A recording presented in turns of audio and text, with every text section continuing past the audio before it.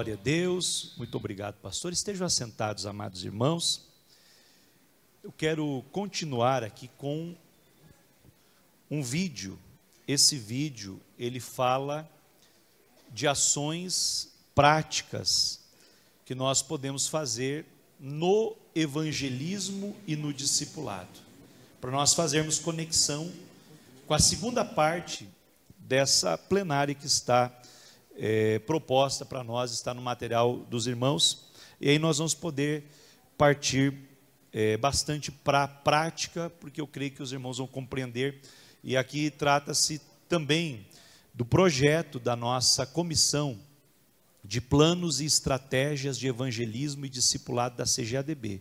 Pela bondade de Deus, nós presidimos essa comissão, tem um representante em cada estado do Brasil. Agora foi renovada o grupo, né? Foi feita uma nova nomeação, e nós estamos iniciando exatamente hoje, em todo o Brasil, uma grande mobilização de evangelismo e, posteriormente, também de discipulado. Eu quero compartilhar isso com os irmãos, se for possível, colocar o vídeo número 2.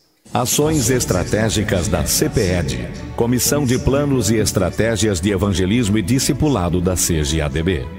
Ide por todo o mundo e pregai o Evangelho a toda criatura. Marcos 16:15. A CPED apresenta às igrejas e convenções do Brasil um calendário unificado com 7 ações práticas que formam a espinha dorsal da década da evangelização compromissada com o discipulado. Mês Global da Evangelização.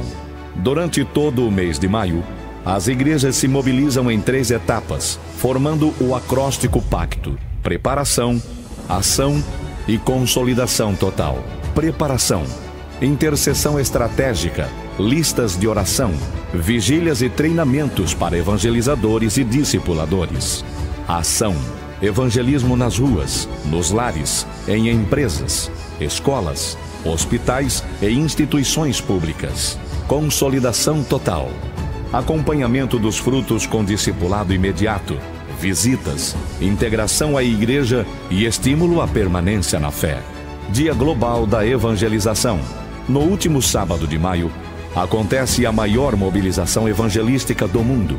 Em 2025, será no dia 31 de maio. As ações envolvem evangelismo nas ruas, na internet e nos lares, com frentes em 4 dimensões. Na terra, evangelismo casa por casa, semáforos, cultos ao ar livre, cruzadas e drive-thru de oração.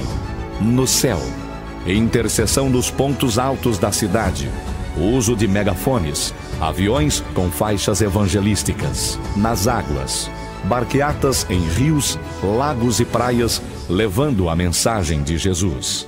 Na internet, vídeos curtos, cards evangelísticos, transmissões ao vivo e mobilização digital para alcançar milhares com a palavra de Deus. Dia D do Discipulado. No segundo domingo de junho, celebramos o Dia do Pastor e o Dia do Discipulado. Mais do que uma data simbólica, é o momento de reafirmar o discipulado como prioridade permanente da igreja.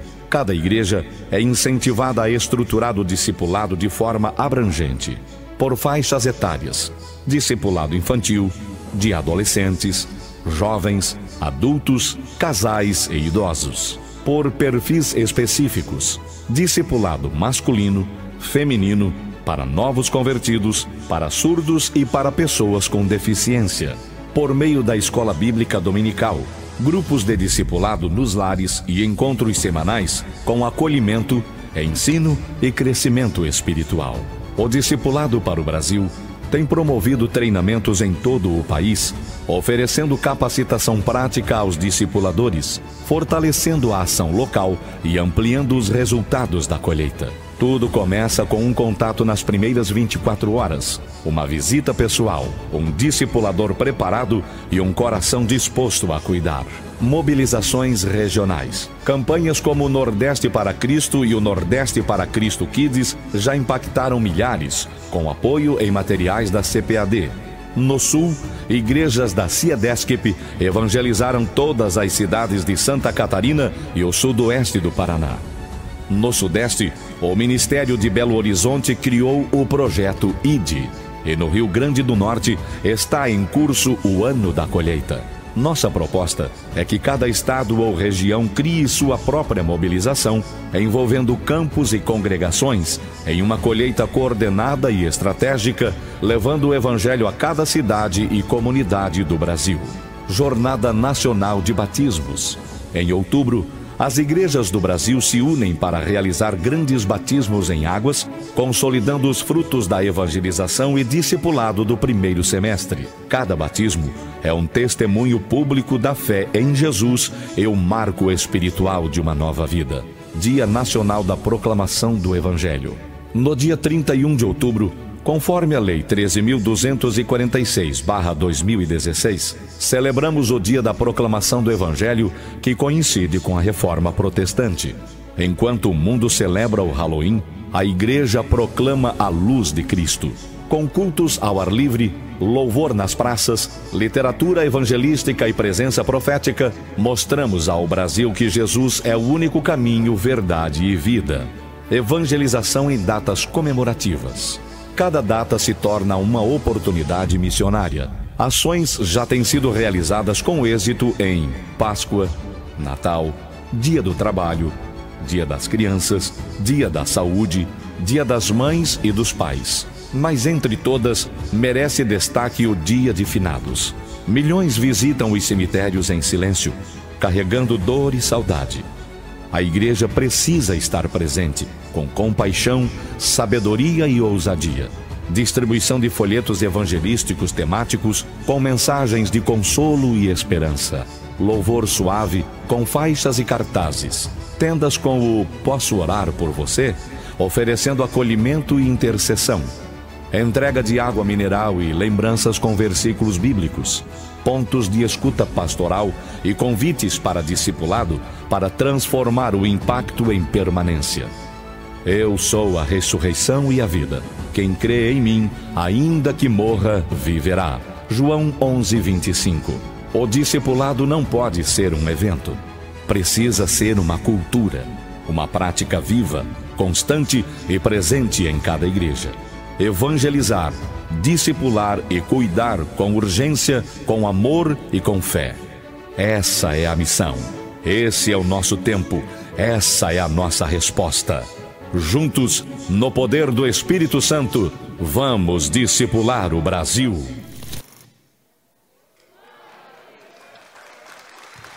Glorifica o nome do Senhor Jesus. Aleluia. Glória a Deus.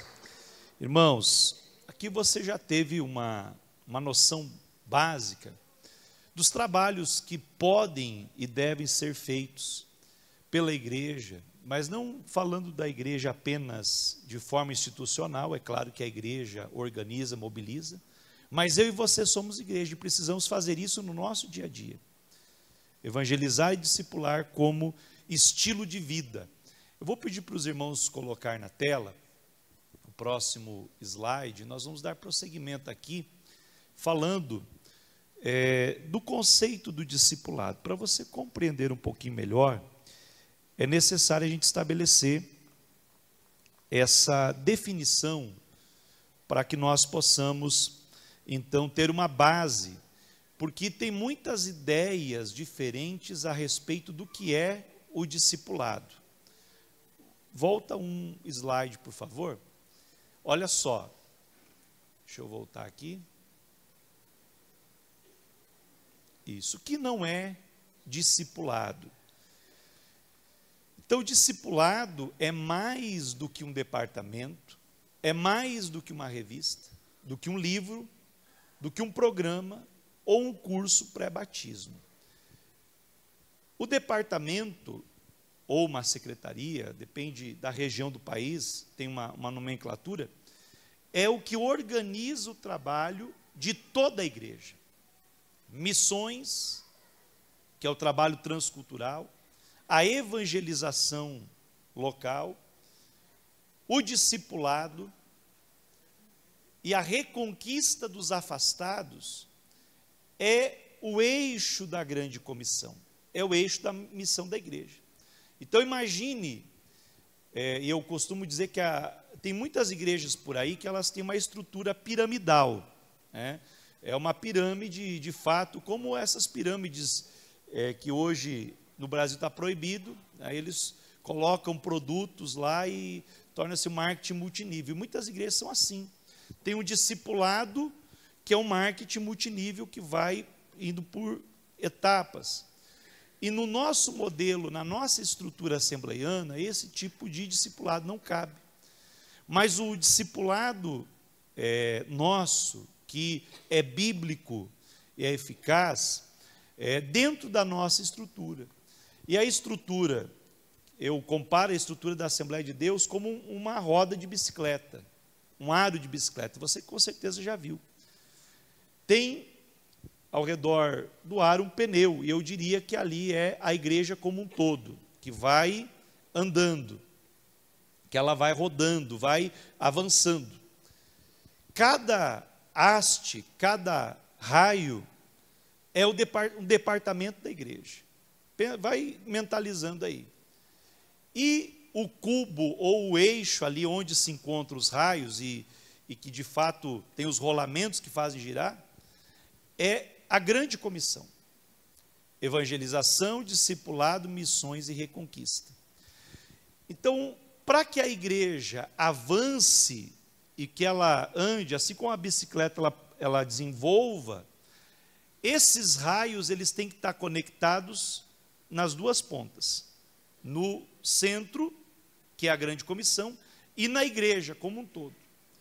Então, existem departamentos da igreja, por exemplo, que isso tem muito a ver com o perfil também do líder do departamento, e é por isso que o líder do departamento, eles têm que estar alinhado com a visão da igreja, a visão do pastor, mas muitas vezes ele está conectado à igreja, ele está ali grudadinho, mas ele é um raio capenga, ele está grudado na roda, mas lá no eixo não está, porque aquele departamento, por exemplo, vou colocar um exemplo, não estou aqui determinando nenhum, porque eu não conheço os departamentos aqui da igreja, mas vamos dizer que o departamento de música, os irmãos do louvor, eles fazem o trabalho na igreja, mas não evangeliza, não discipula, não acolhe, não integra os novos convertidos, então não está conectado ao centro.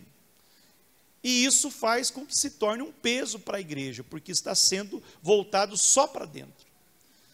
Pode ser que tenha algum grupo, de repente um irmão, no meio isso às vezes acontece, geralmente nos bairros, um pouco mais distante da liderança, da visão do presidente. Lá no bairro o irmão levanta um grupo, lá, não, o nosso grupo é evangelismo da última hora. E nós vamos fazer e vai agregando gente da igreja, gente de outras igrejas, e faz um trabalho independente.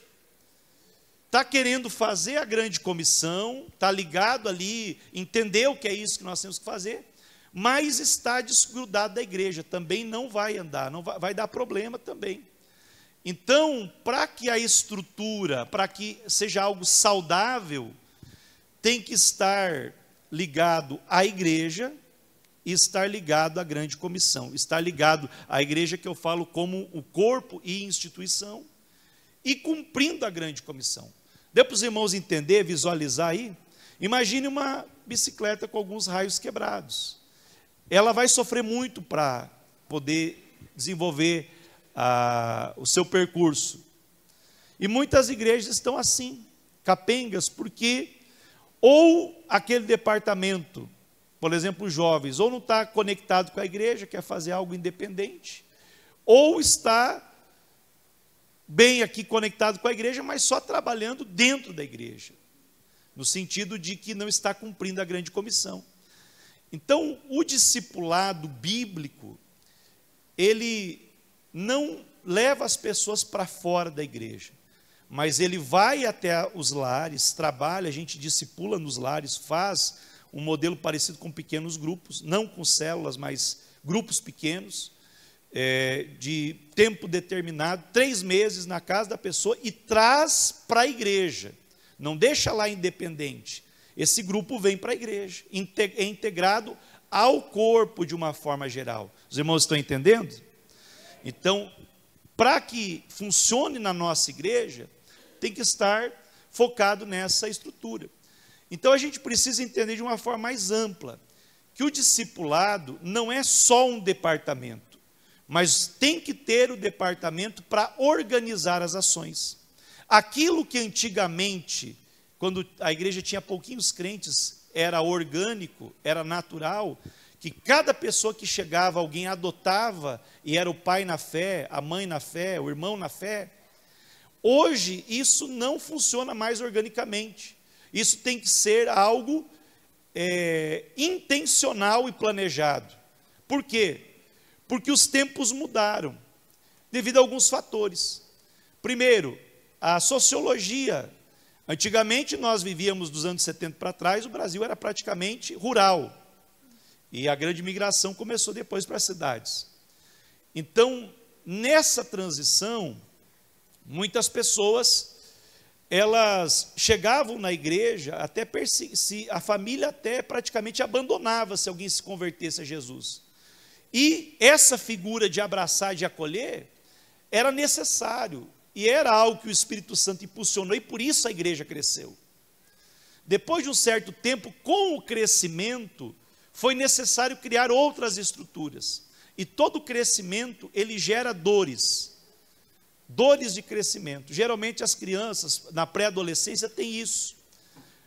O crescimento, ele não acontece assim, todo simultâneo, ele às vezes é anômalo. Adolescente, você já reconhece, às vezes o nariz é maior, a orelha é maior, ou o nariz é pequeno, mas a mão cresceu muito, né, e assim por diante. Até que ele chegue à maturidade e estabilize. O primeiro grande crescimento da igreja, houve um problema. Quando a igreja cresceu, ela tinha que atender todas as viúvas e, devido a questões culturais, as viúvas helenistas, lá de origem helenística, não eram atendidas como as de origem judaica. Então, o Espírito Santo orientou Pedro a constituir 7 homens ungidos, cheios do Espírito Santo, para esse importante negócio. Foi a primeira estrutura criada, que foi os diáconos da igreja, porque houve um problema e precisou criar um departamento. E com o grande crescimento da igreja, principalmente entre os anos 2000 a 2010, se criaram vários departamentos na igreja, que antes era círculo de oração, mocidade e igreja, né, em geral, ou obreiros. E depois foram criados os departamentos. E são ruins? Não, são bons. O problema é que com esse grande crescimento, a gente se acomodou. Eu falo a gente, nós todos, enquanto Assembleia de Deus, enquanto igreja evangélica.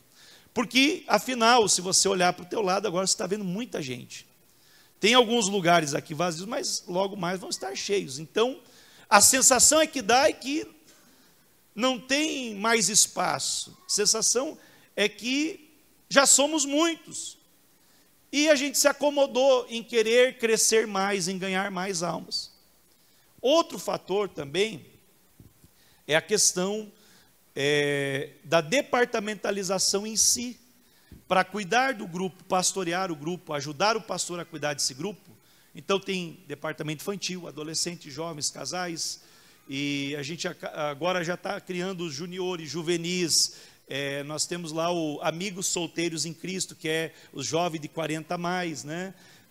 35 mais. Então, tem vários departamentos que são criados para atender às necessidades da igreja.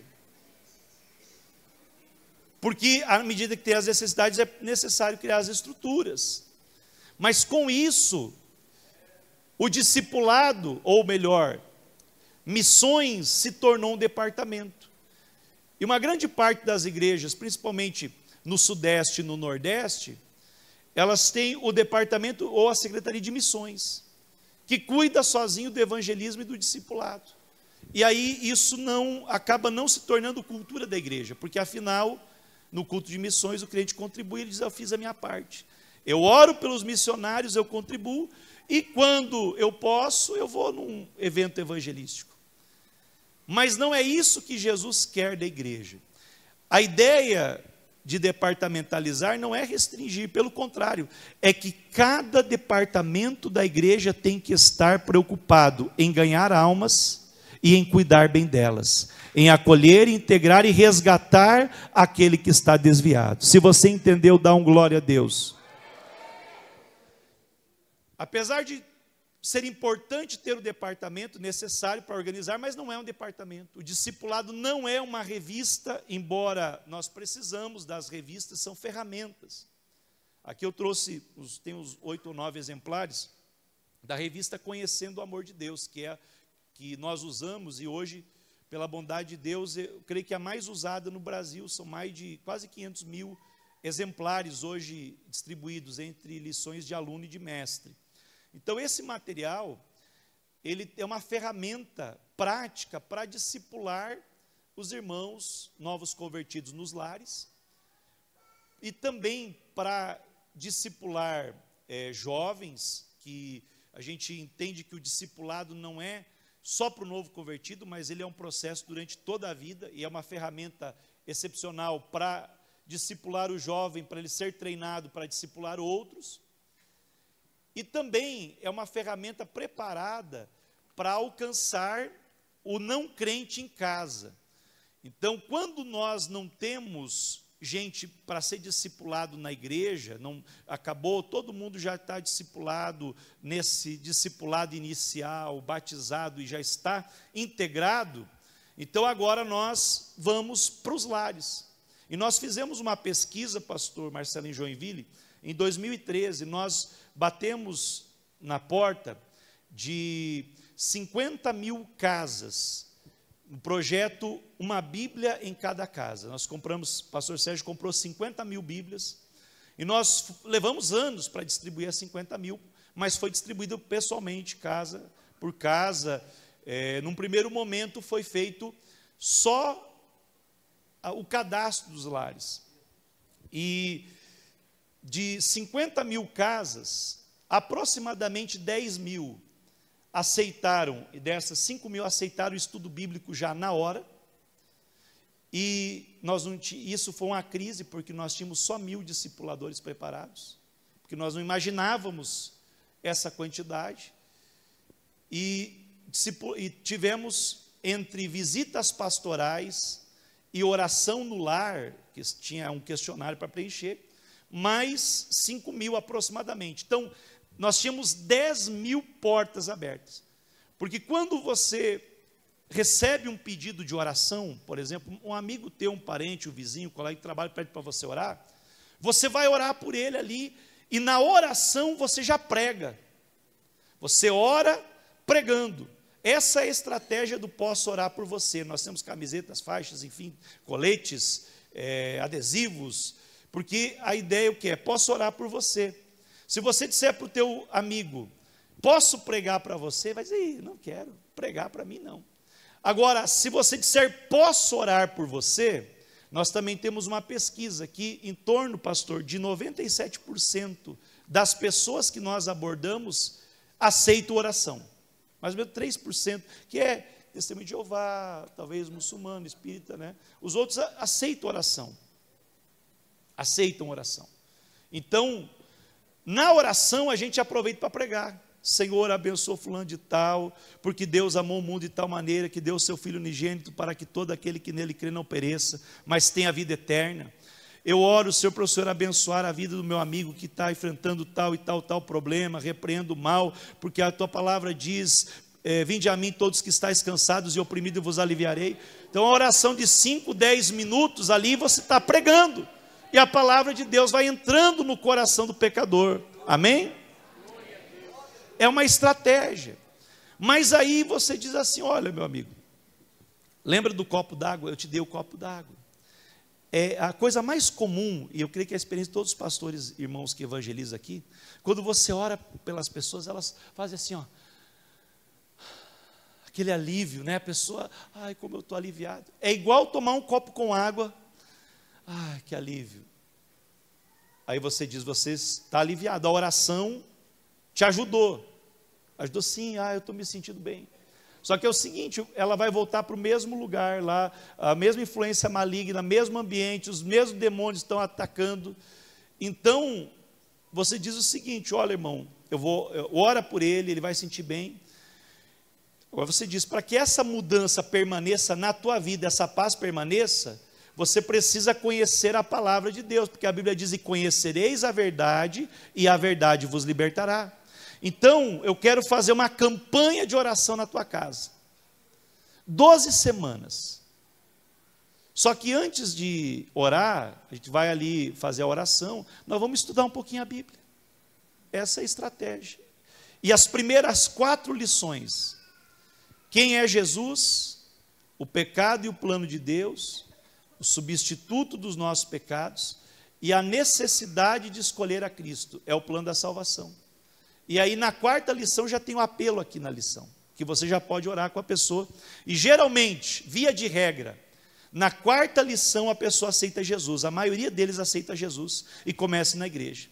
E uma coisa bem interessante é que na 10ª lição, que é o batismo no Espírito Santo, uma grande parte deles são batizados no Espírito Santo em casa, para a glória do nome de Jesus, porque nós ensinamos o discipulador a jejuar e orar antes, não ir na casa da pessoa em jejum, né? Porque senão vai ter tentação de querer comer lá, até não vai estar legal. Então, a gente jejua antes, ora antes, e quando você chegar na casa de alguém, você vai estar cheio do Espírito Santo, e a palavra de Deus na tua boca vai ser como fogo, e as pessoas que ouvirem vão derreter na unção e na graça do Espírito Santo, não vão resistir.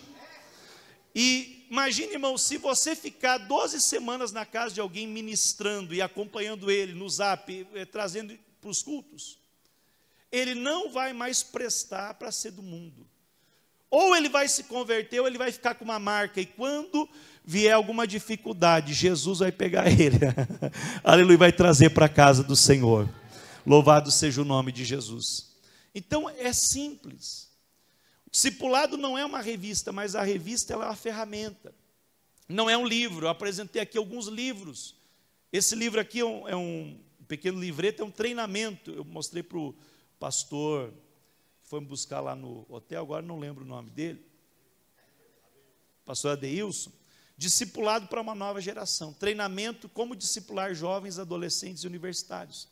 É uma ferramenta, mas o discipulado não é isso, isso faz parte. O discipulado não é um programa da igreja apenas, porque programas, a gente tem a programação e todos os projetos da igreja estão dentro de um programa, mas o discipulado, ele pode ser entendido como um programa na sua aplicação, mas ele é além de um programa, ele é um mandamento, ele é a essência da grande comissão. E não é um curso pré-batismo, entretanto, no discipulado você vai preparar as pessoas para o batismo. Então, tudo isso está dentro, mas não é o discipulado. Então, pastor, o que é discipulado? Vamos ler juntos na tela? 1, 2, 3. Discipulado.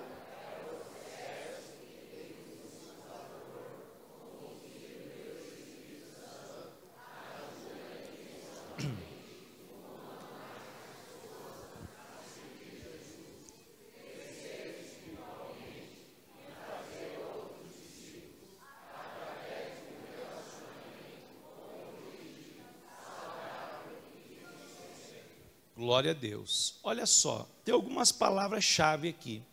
Discipulado é um processo. Por quê? Porque ele tem começo, meio e um fim em cada etapa. Embora o discipulado nunca vai ter fim, nós sermos discípulos, porque nós sempre precisamos estar sendo discipulados por alguém, pastoreados por um pastor. Então, não existe carreira solo no mundo espiritual, né? Senão você está perdido, você tem que estar sempre debaixo da autoridade espiritual, porém, ele tem vários processos, ou várias etapas no processo.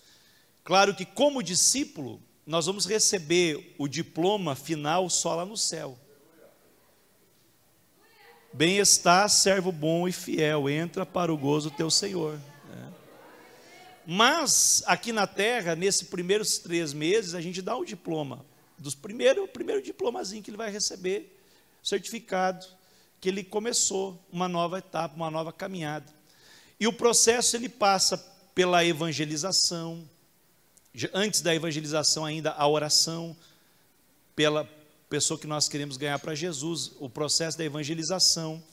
Aí vem como o novo nascimento é um ato de Deus, né, para salvação do perdido, aquilo que Jesus ensinou para Nicodemos, em que o pecador crê em Jesus, confessa a Cristo como Salvador, se arrepende de seus pecados, e o Espírito Santo passa a morar nele. É o novo nascimento. Então, quando uma criança nasce, muita gente, né, na igreja, quando o pecador se converte, você acha que acabou o teu trabalho. Mas na vida natural, quando uma criança nasce, aí é que começou o trabalho. Porque aí tem os cuidados iniciais, tem todo aquele cuidado para o bebezinho. Depois, vem as etapas da alimentação, que vai engrossando cada vez mais, começa no leitinho, papinho, mingau, até chegar no alimento sólido. E aí a criança ela vai desenvolvendo fases. Tem várias fases na própria infância, até chegar na pré-adolescência, vem a fase do crescimento, vem a adolescência, vem a juventude. Então veja que tudo isso também acontece na vida espiritual até o cristão chegar à maturidade. E até, aí usando a mesma analogia, quando aquele moço que era um bebezinho agora já está jovem, ele vai procurar uma moça para se casar e vai gerar filhos. Então, a prova da maturidade do cristão é quando ele está gerando filhos na fé. Se ele não está gerando, ele não é maduro. Ou ele não é maduro porque não está gerando, porque se ele começasse a gerar, ele ia amadurecer na vida espiritual.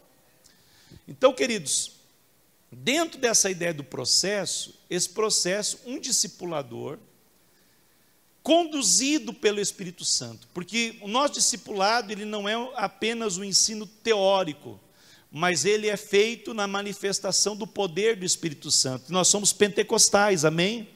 E nós cremos na atuação direta do Espírito Santo no processo do discipulado, em que esse discipulador conduzido pelo Espírito Santo, ele ajuda intencionalmente. Então, o discipulado ele é uma relação de ajuda, em que um discipulador maduro ajuda alguém que está começando. É claro que existe naturalmente uma troca, sempre você vai aprender com quem você está ensinando, mas não é a mesma ideia, por exemplo, do Paulo Freire, da pedagogia da autonomia, que não existe o professor, é só o mediador. Não, isso daí é antibíblico e diabólico, é por isso que a geração de hoje está toda perdida, porque eles foram formados por professores que foram formados lá atrás, nessas ideias antibíblicas, de não impor. Não, você não pode colocar regras, cada um tem a sua regra. Isso é individualismo, subjetivismo, é tudo isso que nós estamos vendo de errado no meio dessa geração corrompida e perversa. Mas a palavra diz que nós temos que ser diferentes, resplandecer como astros no mundo. Então nós temos que apresentar a Bíblia, ela não é relativa, ela é a verdade absoluta. Há regras, e há um discipulador que não é alguém que vai dominar o discípulo, que não vai governar, não vai controlar a vida dele, mas é alguém que já caminhou mais com Jesus e sabe por onde ele vai passar nesse caminho e está ajudando ele intencionalmente. Então veja, aquilo que era feito pelos nossos pais na fé no passado, que parecia ser espontâneo, era intencional. Porque a igreja vivia assim. Hoje, nos tempos do ativismo, que é chamado, inclusive hoje nós vivemos o que muitos estão chamando da era do cansaço, a sociedade do cansaço, pelo excesso de estímulos, pelo excesso de coisas que nós temos hoje. O cansaço não é só físico, é um esgotamento mental na maioria das pessoas, pelo excesso de ativismo. Então nós precisamos o quê? Andar na contramão da cultura do mundo. A cultura do mundo é a cultura do cansaço. E nós temos que trabalhar diferente, nós temos que ser intencionais. Porque se nós deixarmos nos levar, nós sempre não vamos ter tempo, vamos estar cansados ou vamos ter outro compromisso para fazer discípulos.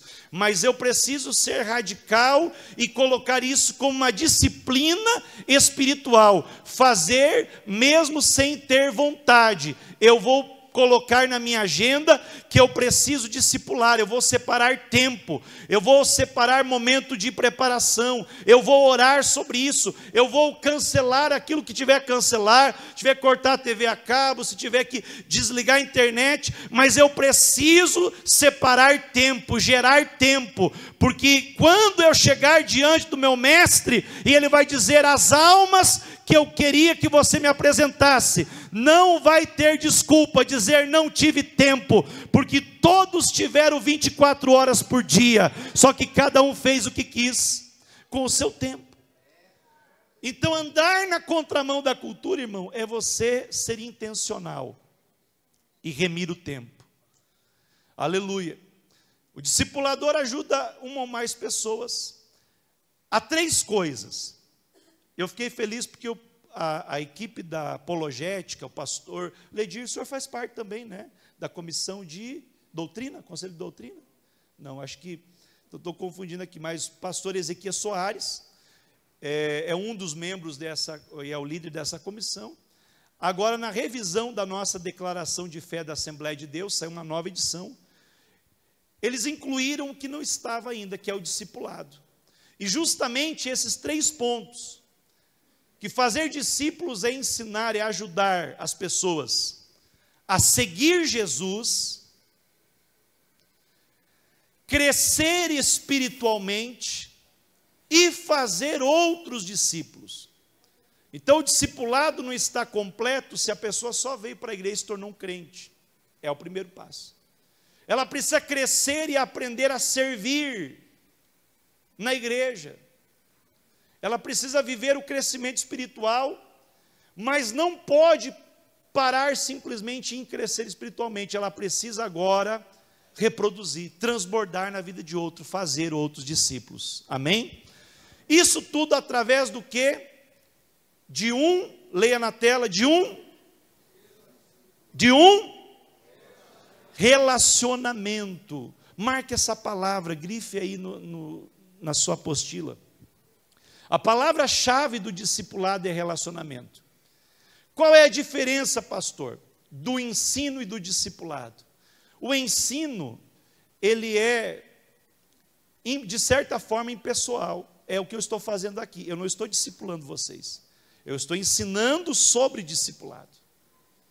Agora, se eu estivesse com um grupo menor, sabendo o nome, por exemplo, vamos lá aqui, os 2 irmãos e irmã, o seu nome, pastor? Anaziel, pastor Carlos, irmã Rita. Aí eu sabendo onde eles moram, a sua realidade, quantos filhos, quantos netos têm, tomando alguns cafezinhos junto, né? Talvez depois, ao longo do tempo, comendo alguns quilos de sal junto. Então, caminhando junto em relacionamento e ensino, isso é discipulado. Por isso, o ensino bíblico do discipulado na escola dominical é extremamente importante. Porém, ele precisa estar recheado com o relacionamento. E nós entendemos que nós temos que ter a classe, mas nós não podemos abrir mão também de discipular as pessoas na casa. Por quê? Porque quem abre a porta da casa, abre a porta do coração. Lá no seu lar, a pessoa ela não está armada, ela está desarmada, ela está com o coração aberto, vulnerável para abrir o coração e contar os seus problemas, suas dificuldades. E também você consegue alcançar toda a família.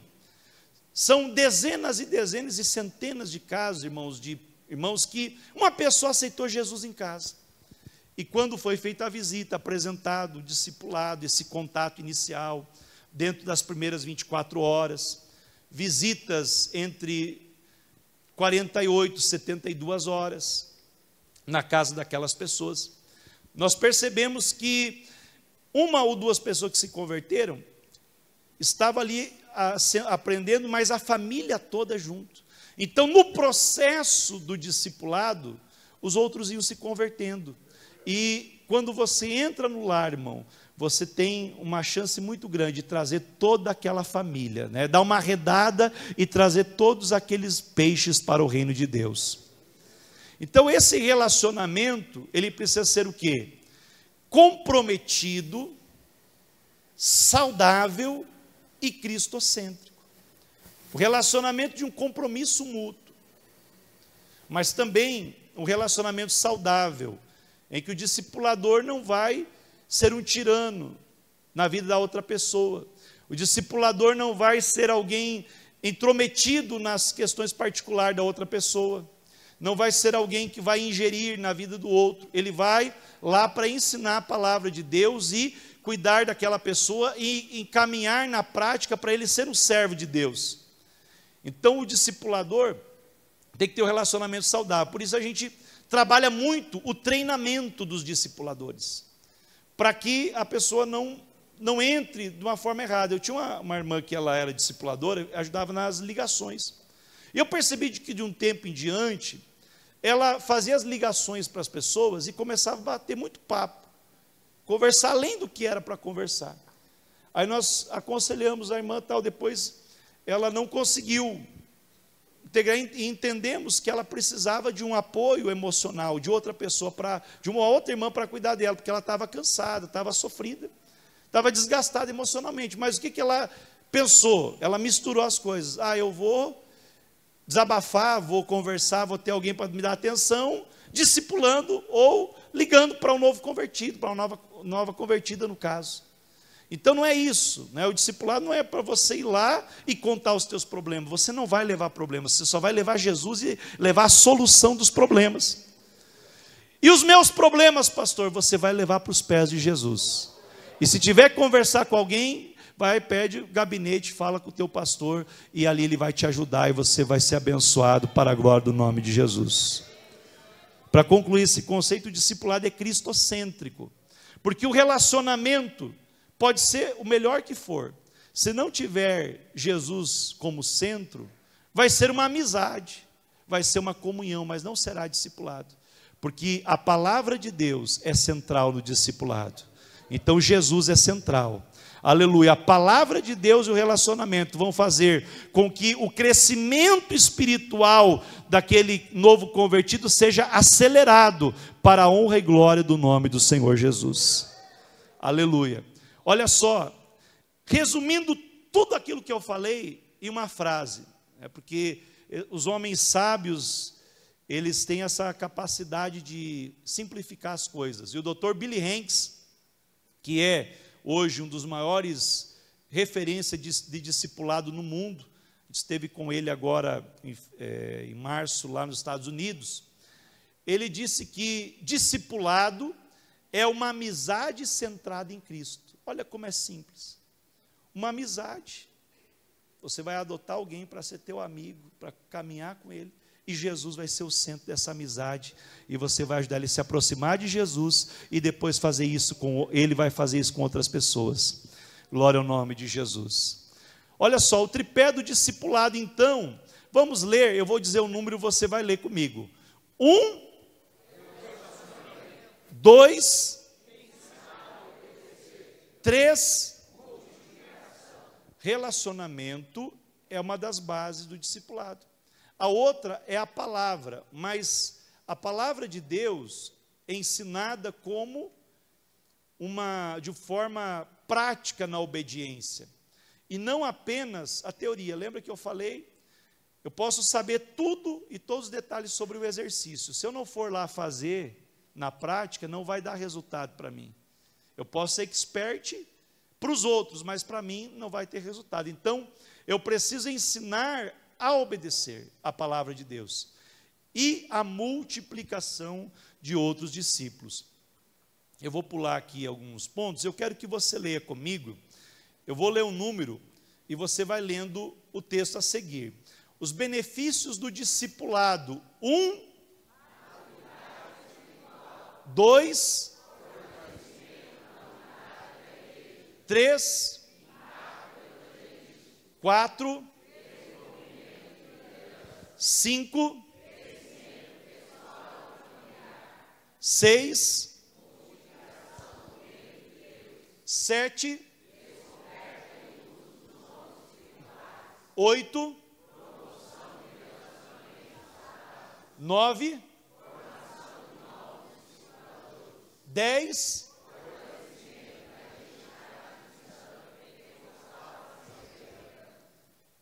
Então, tudo isso, irmãos, são benefícios do discipulado. Por que eu coloquei 10, fortalecimento da identidade cristã, pentecostal, assembleiana? É porque nós temos que ser bem específicos. Porque se você perguntar por aí se a pessoa é cristão, todo mundo é. E tem um ditado por aí que diz que crente até o diabo é. Então nós precisamos ser, além de cristãos, cristãos pentecostais. Eu vou falar pentecostais de novo, que eu não ouvi glória, né?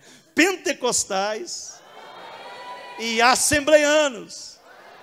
Porque nós cremos nessa doutrina da palavra de Deus, que é a doutrina dos apóstolos. Louvado seja o nome do Senhor Jesus. Cremos no evangelho que é pregado com poder.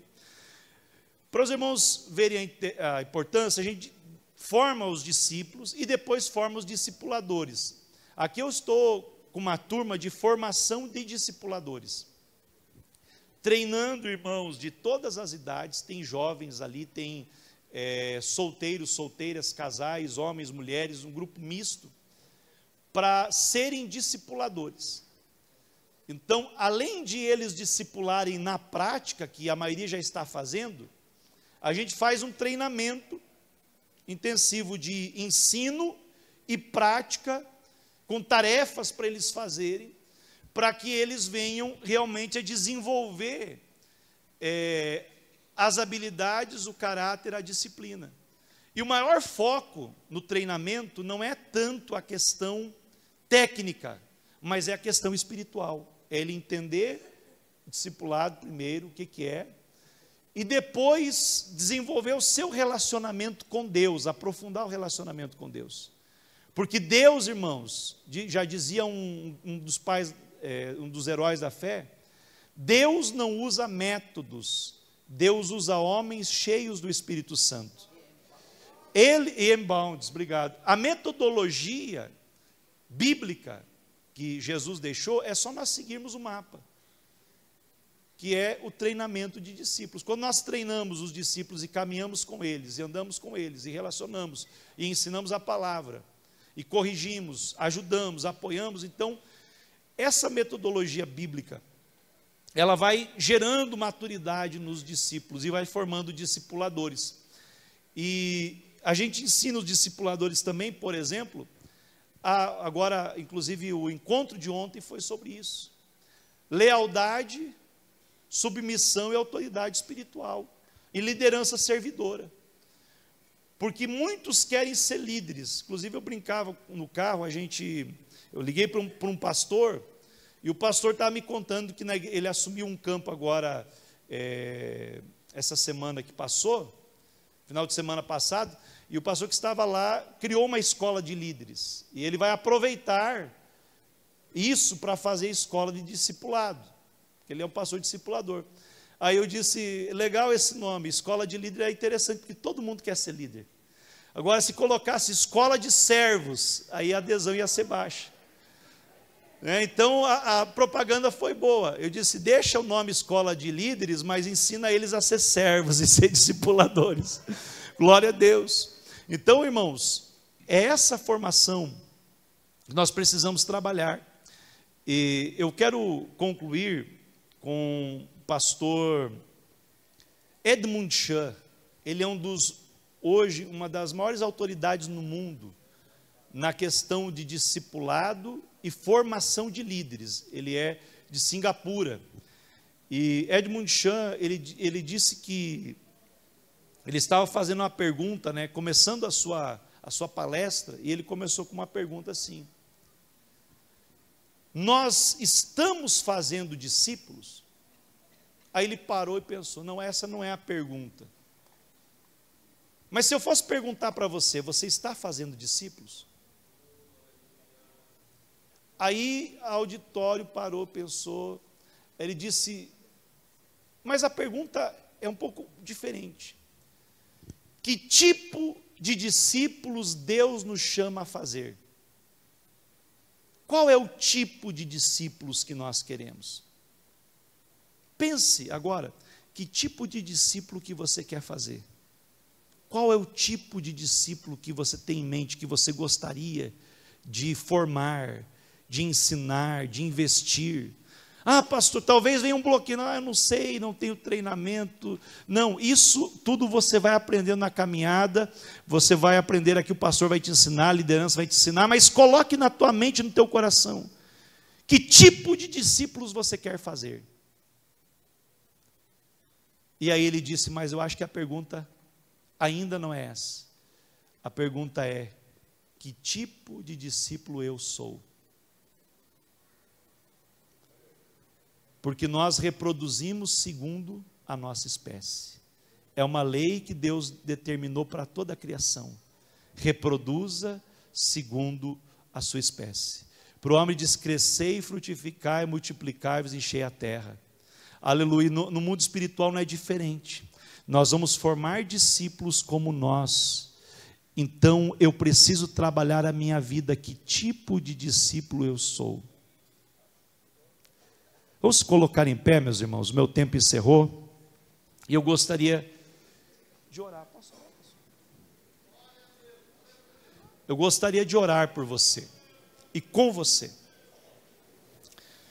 O Senhor está falando conosco nessa tarde, e é só o começo do obreiro aprovado. Eu imagino que o Senhor tem mais para nós aqui nesses dias. Você crê nisso, meu irmão? Mas nessa tarde, o Senhor está falando conosco porque Ele quer contar com homens e mulheres que se coloquem à disposição dEle. Ele não está pedindo alguém já preparado, Ele não está pedindo alguém já experiente, Ele não está chamando alguém que já tem muitas credenciais, embora isso ajuda, com certeza. Tem muitos títulos, muitos diplomas. Mas Deus está chamando hoje corações dispostos. E se você tiver um coração disposto a aprender e dizer, Deus, conta comigo porque eu quero fazer discípulos. Eu ainda não sei como, não sei por onde começar, mas eu simplesmente quero. Eu sinto o teu coração batendo e o meu coração quer bater junto com o teu, de amor pelas almas, pelos perdidos. Se você quer orar comigo e entregar a tua vida para Deus te dar graça, te capacitar, te dar oportunidades, te encher de poder e autoridade, saia do seu lugar e venha aqui diante do altar, e nós vamos orar juntamente com os pastores. Eu tenho certeza que o Senhor estará levantando um grande exército na cidade de Araraquara, aleluia, para saquear o inferno e povoar o céu. Glória ao nome de Jesus. Aleluia, aleluia. Pode chegar mais perto aqui, irmãos que estão mais na frente. Chega mais pertinho do altar, tem mais irmãos chegando. Aleluia. Louvado seja o nome do Senhor Jesus. Aleluia, aleluia. Aleluia, aleluia. Eu estou vendo aqui, irmãos, um grande exército se levantando. Aleluia. Talvez não seja 10 ou 20% do auditório, mas eu estou vendo hoje uma pequena nuvem do tamanho da mão de um homem começando a se mover. E vai haver uma chuva abundante de salvação, de reconciliação, de transformação de vidas aqui em Araraquara como nunca antes, para a glória do nome de Jesus. E você faz parte deste avivamento, você faz parte desse exército. Deus está te levantando como uma brasa acesa para impactar esta cidade. Aleluia. Você será uma bomba atômica de Deus para explodir as fortalezas de Satanás nessa cidade, em nome de Jesus. Pode começar a orar, comece a se alegrar na presença de Deus, comece a falar em línguas estranhas. Deixa Deus encher você de poder e autoridade nessa tarde. Deus está levantando um exército de ganhadores de almas, de discipuladores, para a glória do seu nome. Xarabacanteremasturi me candarabassuri cantarabagai. E me anda labassou de canteremasturi me candarabagai. Xarabandaramasturi me cantarabassuri me candarai. Aleluia, a glória de Deus é real aqui, meus irmãos. Xarabacanteremasturi me candarai. Senhor, aqui está o teu povo, aqui estão os teus servos, Senhor. Há um exército se levantando diante do altar. Há irmãos e irmãs em todo o templo, Senhor, agora orando comigo e crendo num poderoso avivamento que virá por meio da oração, do evangelismo e do discipulado. Meu Deus, levanta esse homem como um instrumento poderoso nas tuas mãos. Levanta essa mulher como uma guerreira, como uma mulher poderosa em ti, para fazer proezas no teu nome. Que o pecador não resista, que a enfermidade não resista, que os demônios não resistam quando ele orar, quando ele impor as mãos, quando levantar as mãos. Que milagres aconteçam para a glória do teu nome, Pai. Usa, Senhor, os teus filhos. Coloca agora as tuas palavras no seu coração e nos seus lábios. Unge, Senhor, a mente do teu servo, da tua serva. Meu Deus, dá a capacidade do Espírito, da unção dobrada nesta noite.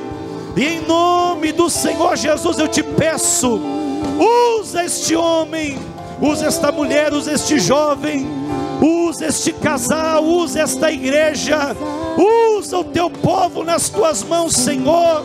E que a cidade de Araraquara possa ver um poderoso avivamento acontecendo. Que os pecadores venham diante do altar e se dobrem. Que ao passar na frente dos templos eles não resistam. Que ao crente andar na rua da sua casa, as pessoas sintam a tua glória, sintam o temor do inferno, sintam o arrependimento dos seus pecados e peçam oração e se dobrem a ti, Senhor. Que haja sinais e maravilhas, Senhor, no ministério dos teus filhos. Em nome de Jesus, em nome de Jesus, em nome de Jesus, Senhor, que seja uma colheita de salvação de almas como nunca antes. Usa este homem como o Senhor nunca usou. Usa esta mulher como o Senhor nunca usou. Que todas as experiências do passado seja só a introdução da história dele, mas que a partir de agora comece de fato o seu ministério de milagres, de milhares de almas para a tua glória. Xarabacanteremasturi me candarabagai, e mandaramassuri me cantarabachurabacai, abacanteremasturi me andarai.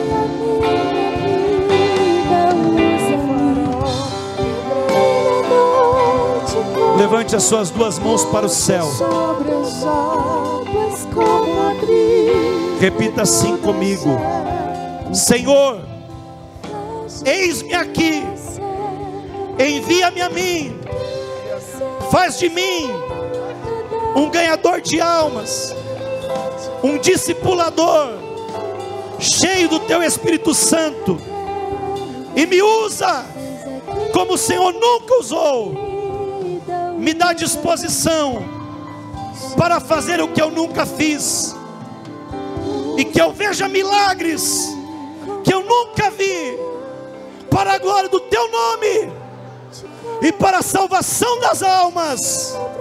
Em nome de Jesus, glorifique e exalte o nome do Senhor. Dê um abraço na pessoa que está do seu lado. Deus abençoe.